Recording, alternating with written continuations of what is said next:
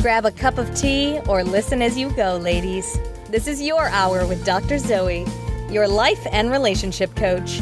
With encouragement, on-point insight, inspiring guests, health tips, and advice, Dr. Zoe helps busy women keep their mind in the game by redefining your superwoman. You're listening to The Dr. Zoe Show.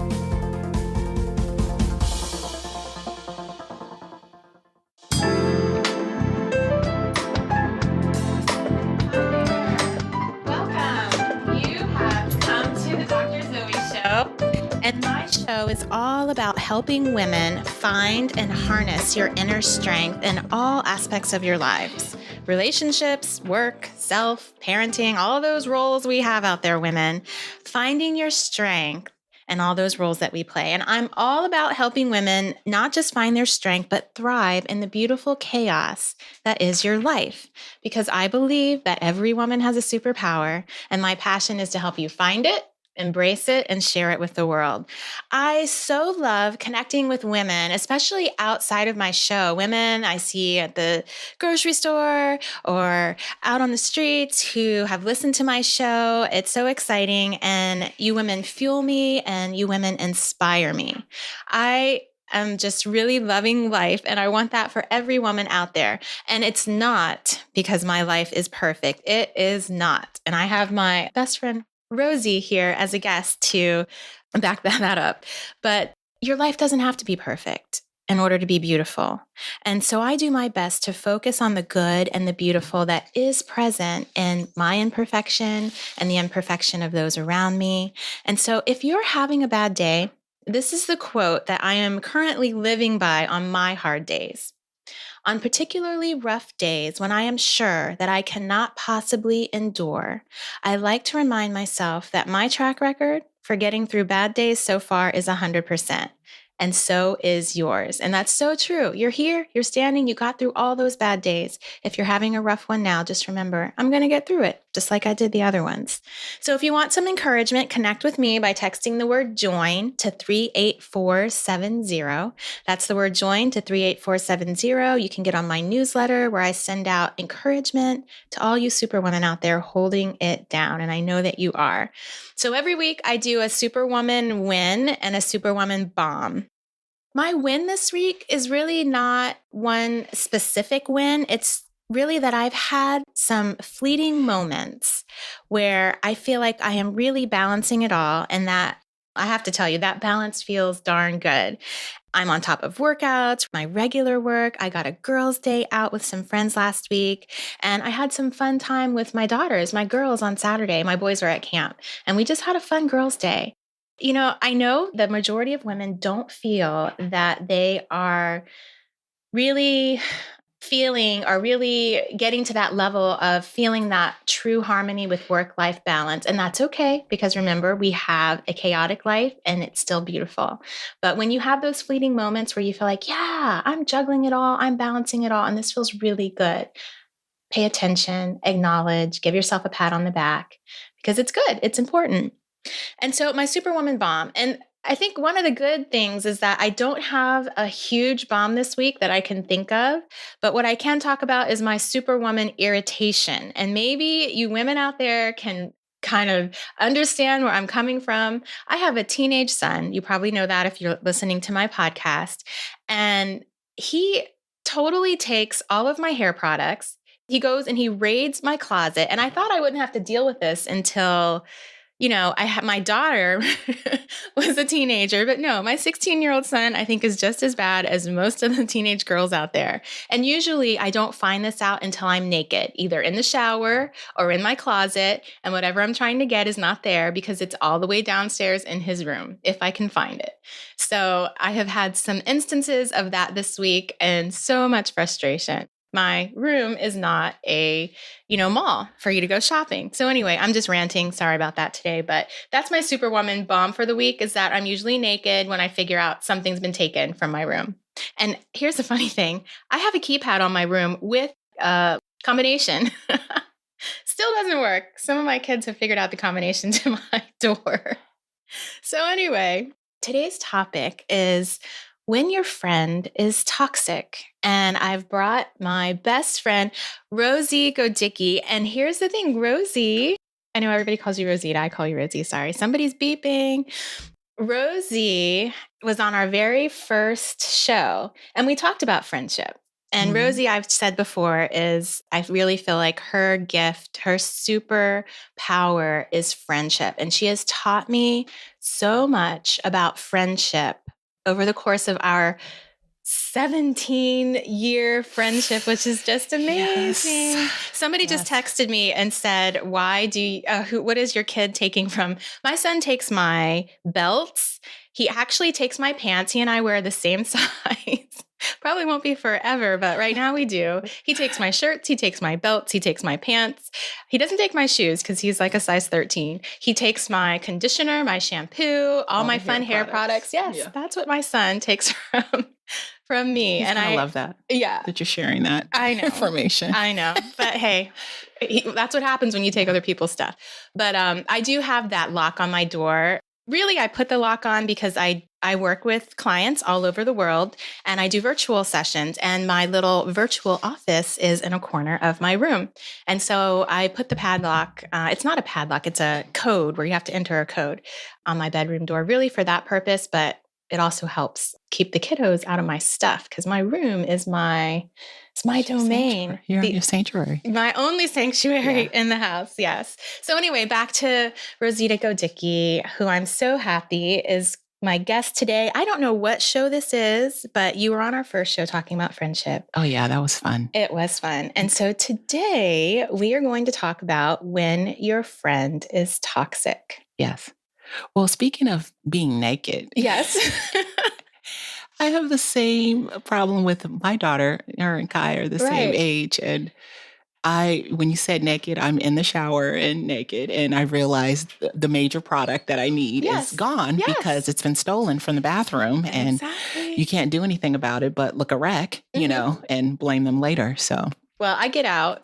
I throw a robe on. I'm running around the house looking for it. I usually can't find it. And then I'm sending a text to my son, where is my whatever? And he's in class and can't, you know. Yeah, respond in time. Right. So, yeah, that's why I look a wreck on the days my products are stolen. So, yes. Bad hair day. That's what it's called. That's the lock on the door. But see, you have teenage girls. You would expect that. I have a teenage son. And by the way, he takes longer to get ready than I do. Oh, the other thing he takes, and I'm going to stop complaining about him after this. Yeah, the track team is going to love this. He takes my hair dryer, the big one that you sit under. I don't even own it anymore. TMI. Okay. I am done with that. Sorry, Kai. I love you. Anyway, today we are talking about when your friend is toxic. And I think this is such a great topic. It's funny, though, I have to share this before we dive into this, is that the topic was Rosie's idea. She's like, I think we should talk about this. And I'm thinking, okay, my best friend wants to have a conversation about when your friend is toxic. I had to remind you it wasn't about you. I'm hoping it's not about me. But that's our topic today. Sorry. Okay, so this is a really difficult one because, you know, with other kinds of relationships like marriages or dating relationships, we tend to evaluate and think of them more. Mm-hmm. And we have these kind of rituals for getting into them, getting out of them. We don't have that with friendships. Mm-hmm. And we can sometimes stay in a friendship for many years past its expiration date before we realize that this is something we should have really gotten out of. Yeah.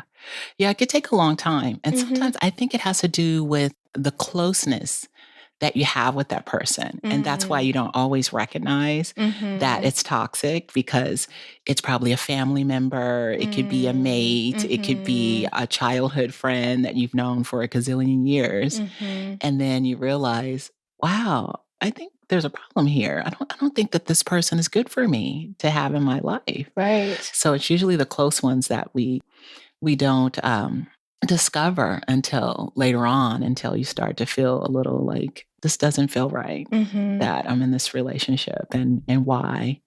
And I think it has to do with the closeness, why we don't recognize it right away. Because people that rub you the wrong way, you notice it right away. You know, you're like, we're not going to be friends. They're too aggressive. They're too abrasive. Not my type of person.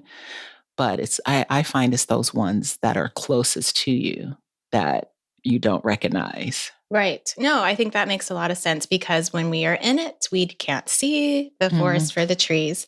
And so what we're going to talk about is how do we recognize that toxicity? If you have that kind of gut feeling like, I don't know, something's going on, how do you recognize that your friend is toxic? But we jumped into this too quickly, Rosie, because it's your turn for the Superwoman win and the Superwoman bomb. We have to hear yours too. Oh my God. I shared mine. As if I have one. Right, because you're perfect. Yeah, well, I have lots of bombs. I can share plenty of stories about that. But okay, so let's start with the bomb. Okay, so I had this event. I was feeling really good about myself. My kids were in school. I was, on the PTA. I put on this beautiful father-daughter. You weren't just on the PTA. Yeah. You were what? Well, at the time I was president-elect. Okay. So I had put on this father-daughter dance, which they hadn't done in a long time. And it was beautiful and everything was wonderful. I was like, 8 months pregnant. And everybody was giving me a pat on the back. And, the moms that were there were all crying because it was just a beautiful moment. And I was like, wow, that was fantastic. I was feeling really good as a mom and as a parent and as a PTA, thingy. And the next morning I woke up and I was like, wow, still feeling high from the night before. And that's when I realized I had missed my daughter's baseball team's photo day and game. Oh, the whole everything. The next day. Right. And I was just zooming along like, still in high off life. Like, wow, I scored a great one, and it's like, what? Aww. And that's when it was like, okay, not all that great. Back to reality. Yeah. Yes. So that was a bomb, right? Mm-hmm. And then one time when I felt successful as a parent was when my daughter went to a sleepover and there was an inappropriate movie or something that she felt uncomfortable watching. And she just removed herself from the situation and just said, you know what, if you're going to continue to do this, then, I'm going to leave. And they did, and they left. And I was so proud as a parent, like, wow, I feel like I'm doing something right. I'm getting through, so that to me was a win. That's a huge win. Oh yeah. When you finally see your kids, the fruit of some of your labor, and you see your kids displaying that's an awesome win. So thank you. So if you're just tuning in, this is the Dr. Zoe Show, and I'm here with my guest, Rosita Godycki, and we are talking about when your friendship is toxic. So we're going to be just right back in a minute, and we are going to talk about the signs that your friendship is toxic. And then we'll move on to talking about what to do after that. We'll be back in just a minute. People ask me, how do you have so much energy? I am not a coffee drinker, but I love the benefits of matcha green tea. More antioxidants than coffee and a smooth energy, not the jittery kind that lasts me all day long. Perfect for you supermoms too. I have searched the world over for that perfect matcha for my smoothies, and I have found it at Kiss Me Organics. You can get it too at kissmeorganics.com. Enter the promo code Dr. Zoe, DRZOE, for 10% off and free shipping. Experience the smooth, healthy, organic energy of matcha green tea. KissMeOrganics.com. Hi there, it's Dr. Zoe, and I'm here with my guest, Rosita Godycki, my best friend, and we are talking about how to know when your relationship is toxic. We're really talking about when you have a relationship that's toxic, but we're going to dive right into those little tips or those little signs that you are in a toxic relationship. And we're talking about a relationship with a friend, not a romantic relationship. So the first one is when you feel worse, not better after you hang out. And this isn't kind of like it's not a worse and my friend challenged me, but it's a worse and I just feel really yucky and down after I hang out with this friend. Yeah. And the flip side to that is if you're relieved when they leave, if you're with them and you just don't feel comfortable, you feel down. And then when they go, it's like, oh, thank God they're gone. I'm glad that she left. Right. That's a sign that, why are you going through these feelings? You know, that person is doing something, you know, to make you feel down. You don't feel happy, you know, after you're hanging out with them. And also if you avoid hanging out with them, right? Yeah. So if you realize you make plans and then as you're getting closer to it, you're like, oh, I don't want to do this. Then you know that there's something about that relationship that's probably not good for you. Yeah, you're not looking forward to it. And the same if they are doing that to you. When they're being selfish and they don't have time for you and you're calling to, hey, I'm available on this day. Like, oh, I'm not available and I'm not available that day and that day. It's like they don't care to spend time with you either. It's all about them. That's a sign too. So if you don't want to be with them or it's the flip side, you're trying to be with them and they don't want to be with you. Yeah. No, that makes sense. Although I hear that and I think, well, sometimes you're really busy and you just don't have time. But I think it's about prioritizing. If you're not a priority in their life, exactly, at the same level that they are a priority in your life, then, absolutely. you know, maybe it's not necessarily toxic, but it's certainly not healthy for you to continue to pursue a relationship with someone who doesn't want to pursue one with you. Exactly. Yeah. So that's a very good sign. You know, I think a good question is, how do I know the difference between someone who's toxic or someone who is challenging me and I don't like that feeling?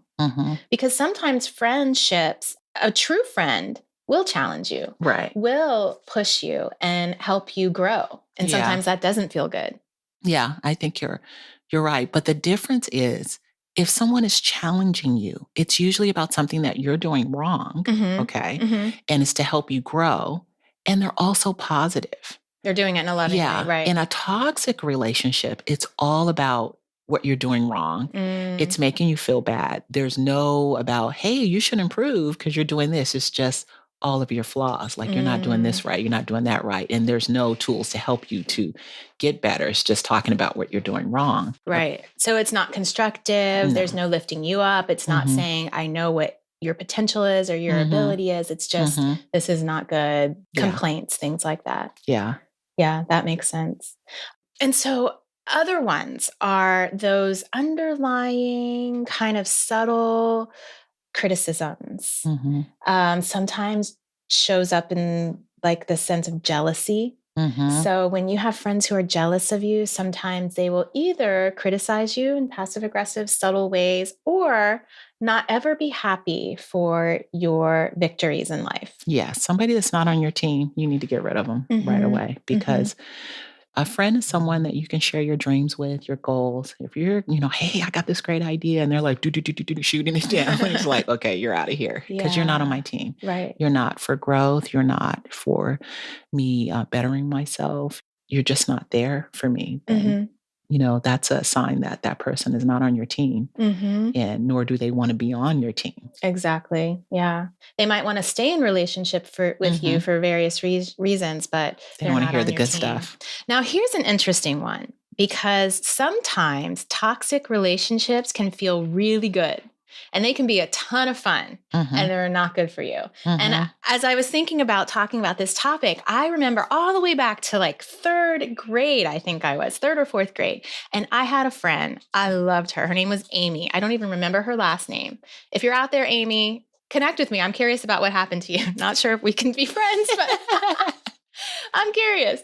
But anyway, so this girl, Amy, she was a blast. She was always so much fun. And she was a really bad kid. She got into tons of trouble. She would help me get into trouble. And I knew even in third grade, I had this sense that Amy is not good for me, but I can't let her go. I had so much fun. And I was kind of that good girl, you know, I had so much fun. And maybe she was kind of my alter ego. But I remember praying to God and saying, God, can you please help me get out of this relationship with Amy? In third grade. In third grade, because I knew she was not good for me, but I had so much fun with her and I couldn't let her go. And the crazy thing is a couple weeks later, after I started that prayer, Amy like disappeared. Didn't come back to school. I don't know. She was kicked out. Her family moved. Never heard from her again. And that was really my first sense of, oh my gosh, God is real. And then I felt kind of guilty, like I got rid of Amy. But I knew that she was not good for me. But I had so much fun with her. And so sometimes that toxic relationship doesn't make you feel bad. It makes you feel good. It makes you feel good. Yeah. Well, I think too, that has to do with attraction. They have something that you like, oh, she's everything I'm not. Yes. Wow. Did you see how she just told that person off? Oh, she's ready to fight. Right. And, of course, I'm not going to be that person, but she'll do it, and you like that about them, But I think too, a lot of these relationships, happens from childhood. You've got that one buddy that that you grew up with, that you met in childhood or that you met in college. And we all have one of those buddies, you can't even call them to this day. You're like, I don't have the weekend or the time or the energy to hang out with that person because you know that they're going to be, in for a good time and it may not be good for you. Right. So that's something to recognize and to be able to say no to a friend. That's the hard thing is how do you say no? And we're going to talk about how to say no in just a few minutes, but we're going to list off a few more. Another is if your friend gets in your relationships in a negative way. So if you notice that every time you talk to your friend about your other relationships or romantic relationships, somehow whatever advice they give or whatever way they kind of get into it, it's not helping you or supporting you. It's actually bringing you down or causing damage in your relationship. That's another sign that friend is toxic and they are not good for you. Another one is, and Rosie, you mentioned this one about kind of publicly shaming you. Yeah. Deliberate humiliation. Yeah, that's if that's happening to you, whenever you guys are out with other people, they're saying something, a joke about you or something that's embarrassing, that's a time to run. Yes. You need to get out, especially if you've spoken to them about it and you're always the butt end of the joke. That's a sign that is really toxic and there's no use for that person to be in your life so that you can be put on display for ridicule at any given moment, other people are around. If they're a good friend, then why are you on display for ridicule? Exactly. But then in private, oh, you're my best buddy. That doesn't feel good, nor is it right to be in that type of relationship. So that's a huge sign. If somebody's doing that to you, run. And I remember I had this experience and I was probably, 19 or 20, newly married. And there was an older woman who was a friend of my husband's and she was very nice to me. But every time we got in public, she always managed to say something embarrassing about me in front of everyone. And I would kind of, laugh it off. But I just remember that feeling. And I knew deep down that there was jealousy or there was something going on. But yeah, every time we were in public, she would manage to just say one or two little lines that it was really embarrassing and kind of demeaning to me. And everybody would kind of laugh and we'd all kind of laugh. But that was definitely a toxic relationship. Yeah. Yeah, I agree. And so when you notice any of these signs, the next question, of course, is, well, what do we do about it? Because there are some relationships that we can easily get rid of and get out of our life. Most of those are friendships that don't have any other connection. But then sometimes they're family members, or there's friends at work, or there's family friends, and we can't always just get out of the relationship. And so what do we do and how do we kind of manage relationships when they're toxic and we still have to be involved with them? So this is Dr. Zoe and I'm here with my best friend, Rosita Godycki, and we're going to go on a break and we're going to talk more about this in just a minute. People ask me, how do you have so much energy? I am not a coffee drinker, but I love the benefits of matcha green tea. More antioxidants than coffee and a smooth energy, not the jittery kind that lasts me all day long. Perfect for you supermoms too. I have searched the world over for that perfect matcha for my smoothies, and I have found it at Kiss Me Organics. You can get it too at kissmeorganics.com. Enter the promo code Dr. Zoe, DRZOE, for 10% off and free shipping. Experience the smooth, healthy, organic energy of matcha green tea. KissMeOrganics.com. Hi guys, it's Dr. Zoe, and we are back with my guest and best friend, Rosita Godycki, talking about friendship and getting out and knowing when you are in a toxic relationship with a friend. And I've been sharing all my stories about my past toxic relationships. I really do have some healthy ones, guys. and my relationship with Rosie is one of those. But so last sign. Toxic? No, healthy. I said healthy. I'm out of here right now. And here's the thing. We all have flaws. We all do. And part of a beautiful friendship is knowing each other's flaws and loving each other anyway and helping each other really become the best people that we can be. But when your friend is constantly pointing out flaws and not recognizing hers, that can be a sign that there's some toxicity going on there. Yeah, that's a good sign because you're like, wait a minute, don't you do the same thing? You know, but it's all about what you're doing. You're like, that's a very big sign, you know, that they don't see their own flaws. And when someone doesn't, you know, I mean, as a friend, you can gently sometimes help them recognize that. And if they're not able to, sometimes they're just not mature enough to be able to look at that and have any conversations with you about that, then it might be that, you know, it's time to move on. And so, as I was talking about before the break, sometimes we can end a relationship. And sometimes we can't. So let's talk about the best ways that we can end relationships with people who we recognize. Yeah, you were talking about toxic relationships. I have a toxic relationship with a girlfriend from a long time ago. Love her, life of the party. We had a great time. But it took me a long time to realize that this was toxic. And one of the key signs was the flaws. You know, she'd be like, you doing, you know, don't do this and don't do that. And, you know, it was about men and stuff like that. And I was like, she doesn't follow any of these rules, you know, and it always negative and, you know, condescending. And then I realized when we weren't having good times that was the majority of the conversation. It was always something negative, even on a good day. About you? Like, yeah. Like, oh, she would look at a photo and it's like, why do you look like that on there? Or, you know, why is your butt hanging out? Or it's like, was it? I didn't, you know. So I didn't know, you know, these things until she would point them out. But we're still friends. So instead of just cutting her off, I love her and I think she means well, but I can only take her in small dosage and at a distance. So I love her from a distance. I'm glad to see her. We have a good time. We reminisce, but we don't hang out every day. We don't call every day. I see her on occasion, you know, at a, you know, an event or something that she's having, I will go to, and something that I'm having, she will come to. But I realize that we cannot be any closer than that. Right. Because it's not good for me.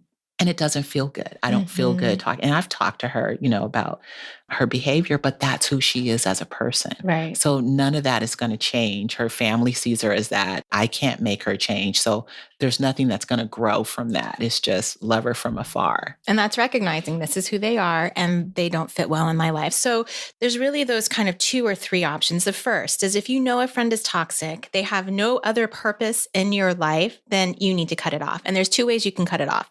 You can cut it off by really going to them and having the breakup talk. And the breakup talk is really, this isn't working for me.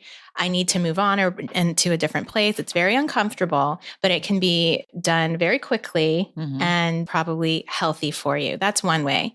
If the person serves other roles in your life and you can't really do that breakup talk, then the last thing you want to do is do it, because what happens is you don't want to have that talk and then you're still in relationship with this person. It's not good, it's uncomfortable, and it's probably not healthy for either one of you. Right. So that's when you don't have the breakup talk. That's when you make a decision within yourself that you are going to, and I visualize your circles in life. You've got the inner circles, you've got the next circle, you've got, you know, another one, and then you've got those outer circles. And so you really need to figure out, where does this person belong in my life and how do I put them into those outer circles? And those outer circles really for you are emotional boundaries.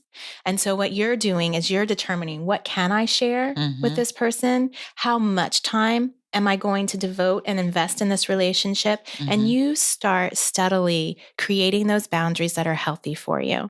And sometimes a conversation will happen, because if that friend figures out, hey, she's not returning my calls, or I'm not getting invited to this, and they come to you, then I think it's perfectly healthy to say, yeah, you know, this thing kind of made me uncomfortable, or I've noticed this pattern in our friendship and I'm not okay with it. And that's why I did this, or I'm not doing this anymore. Doesn't mean we're, you know, not going to be friends, but this is what's going on with me. Maybe we can have a conversation. Maybe we can't. So those are really kind of your 2 options. But for you, it's about learning how to put emotional boundaries up that are healthy for you, where you are not continually putting yourself out there to be hurt or wasting your time on somebody who's not benefiting you in any way in your relationship.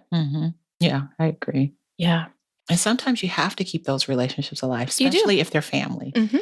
But you can still keep your distance Absolutely. at the same time. Absolutely. And sometimes you absolutely have to. And I think it's also so important that we teach this to our children because we model for them what healthy relationships are. We model for them in our marriage. We model for them and all of the way that we deal with our relationships. And this is one where we can model for kids, our children, this is what a good friend does. This is who a good friend is. And if this friend is doing this, then they don't really care about you. And then we look at those circles. This friend, you might need to cut out of your life, or you might need to designate them to, circle number level 3 or 4.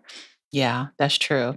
Yeah, I had to have a talk with my daughter about a relationship that she was having with a friend that was toxic. And she was telling me the details like, oh, she's criticizing my artwork. She's jealous of my, my GPA. She's of my grades, of my friends. And I was like, there's some underlying jealousy here. That's not a good friend, And the girl couldn't take it anymore. It was just like, I was doing the breakup talk with her. And my daughter, her feelings were hurt. She was so hurt. And I was like, but do you realize this person is toxic and you don't need them in your life? Right. And they weren't a really good friend. And now you can let go. Yeah. And when she realized that, I was like, yeah, so this was a good thing. A good thing. And you're done, Yes. So they have to realize like, you didn't just lose a friend. You lost someone that you really didn't need to have in your life. And she didn't even have to be the one to have the breakup talk, And sometimes that's a blessing, but it still hurts It when, does. People break up with you, whether it's a romantic relationship or a friendship. There's still that human part of us that's like, wait, that hurts. What was wrong with me? Yeah. Okay, now here's a big one. For every toxic relationship out there, there's 2 people, right? So what if you're the toxic person in the relationship? I think that's impossible. When I say you, I'm not saying you, Rosie. Okay. I agree that's impossible. Okay. Yes. No, but I'm saying so for listeners out there, for people listening out there, sometimes you're the toxic person. And what can you do? Well, you have to ask yourself, am I being negative? Do I enjoy what my friend is doing? Am I cheering them on? And if you're not doing those things, if she comes to tell you I got a promotion or I got a new car or I got some shoes and you're getting that little envious feeling, then you need to recognize, hey, I'm being jealous. I'm really not supportive. Or if you're negative, like, why am I so negative on Jenny? You have to ask yourself these questions. And if you really love that person and you're realizing that you're doing those things, then, stop and just reverse the roles. Like, from now on, I'm going to be more positive. I'm going to cheer her on because I really value her relationship. And I realized that it was my own jealousy and my own issues that I have to get over and, work on my relationship because I don't want to see this go. And that's not what my true intentions were. I didn't know I was doing that. And so I think that's something you can do if you are the toxic person, And I think most people don't recognize that they're the toxic person. And so something comes up, whether they recognize that all of a sudden they're not being invited to things or someone's distancing themselves from them, or someone just clearly goes, lets them know, has the breakup talk. Nobody likes to have the breakup talk. And I think when that happens, that gives us an opportunity to say, okay, I can be defensive and I can be angry and I can, lash back, or I can sit and think, okay, wait, was I doing those things? Were my intentions in this relationship? And maybe what was I subconsciously projecting onto this relationship? And sometimes that can be a chance to grow, because the reality is all of us at some point in our lives can be that toxic person. We're not all perfect. Absolutely. We aren't. And so we can't always be the best friend that we could be. We aren't always the best anything, mom, wife, sister, friend. And so I think it's important, because friendships, I believe, are so important for women. I mean, they're important for men too. They're important for everybody. But I think friendships are so vital to our life that it's important that you actually assess yourself. What kind of friend am I being? Yeah. And that's what makes you a person that's not toxic or non-toxic. Right. That's what makes you that, because you're able to self-evaluate. Like, you know what? I was upset, or I was, a little jealous, and being honest. And that's one of the things that I learned as being a female and having friendships, is to admit, like, oh, I'm so jealous. You have this great body, and just and give them praise for it. Like, you know what? You're inspiring me, to do better, instead of like, here she comes in that cute tight skirt, that's jealousy. Right. But to recognize like, wow, she's beautiful. And, I'm inspired. That's turning it around and making it into a positive relationship. I agree. And I think that for friendships, it's so important that you come to your friend and let them know when something's not okay or when you see something that is hurting you. And then as a good friend, it's important that you hear and listen. And you and I have had times in our relationships. Yeah. I mean, 17 years, we've definitely we sure have had our seasons and our times. But, I think anytime you've come to me and anytime I've come to you, I think both of us have been able to really self-reflect and ask ourselves those questions. And we've been able to come to each other and had those conversations. And that's why I feel like we have a great, healthy friendship. Yeah.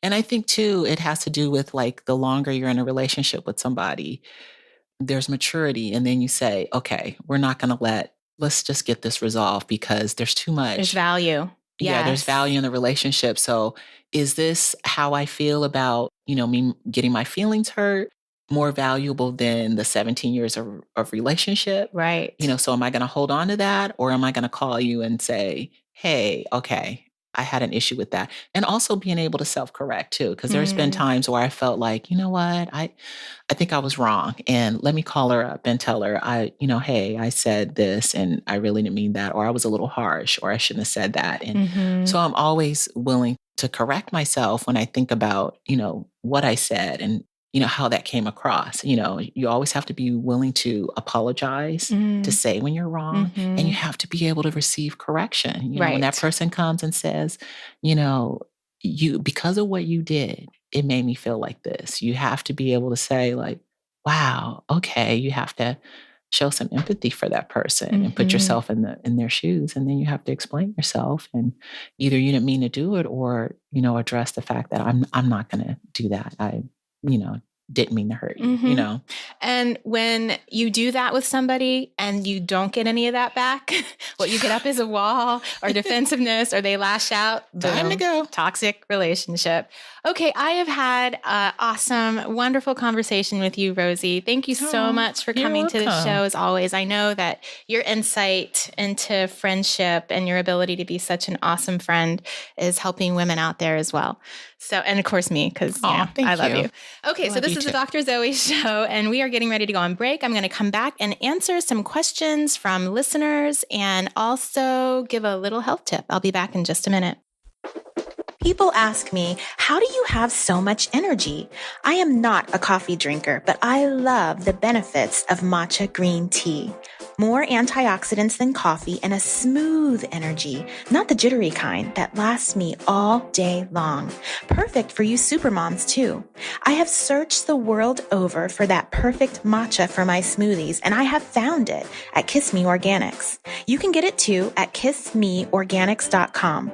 Enter the promo code Dr. Zoe, DRZOE, for 10% off and free shipping. Experience the smooth, healthy, organic energy of matcha green tea. KissMeOrganics.com. It's Dr. Zoe, and I just had an awesome conversation with my guest, Rosita Godycki, about when your friendship is toxic. And so now it's real talk. If you are just tuning in, it's Dr. Zoe, and this is Real Talk, where I answer questions from my listeners, and I share my own musings and encouragement. Please reach out to me if you have some questions that you'd like me to address on the show. All questions are anonymous, and I take your confidentiality seriously as if you were my own client. You can email questions to Zoe at drzoeshaw.com, or you can connect with me on any of my social medias. So here's my question of the day. I am a mom and entrepreneur. I love my family and I love my work, but I feel guilty when I work too much and I don't see them as often as I like. How can I balance both? This is the question of the decade, of the century. This is the reason why I do my show, because we women struggle in that balance. And there's been research that has shown that the majority of women do not feel like they are attaining work-life balance. And that is something that I'm so passionate about, is helping women find this. So I hear you. You're not the only one struggling with this. All mamas across the world are. And so here are some tips. One is to stay connected with your kids during the day. Obviously, if they're super little, it's a little harder to do that. If you have to call childcare worker or something like that. But just the act of connecting in some way with your kid or whoever's taking care of your kid can be so helpful for you and for them. If they're older, for me, my kids can all text except for my youngest two, really. So it's really my two oldest boys. I'm texting them throughout the day. We're connecting. I'm making sure that, they know that I'm thinking of them, that I'm keeping up with whatever, something that's got to be taken care of or signed. And that way we are still relating, and I feel much more connected with them.